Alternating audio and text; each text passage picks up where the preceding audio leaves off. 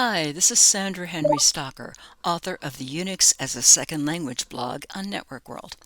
In this Linux tip, we take a look at how to do math on the command line with double parentheses. So we're going to look at a lot of examples. Here's an addition, and notice we put double parentheses around the operation and a dollar sign in front of them, and we get 7.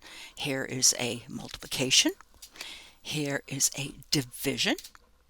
And here we're going to do a multiplication and an addition. Multiplications and divisions take precedence, so we get it's 10 times 5 and then adding 1. And again, you can see we're going to get the same answer this time because, again, multiplications take precedence over additions. And here we're going to do a division, which is going to be 10 divided by 5 plus 1.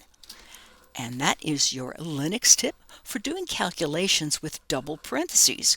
If you have questions or would like to suggest a topic, please add a comment below. And don't forget to subscribe to the InfoWorld channel on YouTube. If you like this video, please hit the like and share buttons. For more Linux tips, be sure to follow us on Facebook, YouTube, and networkworld.com.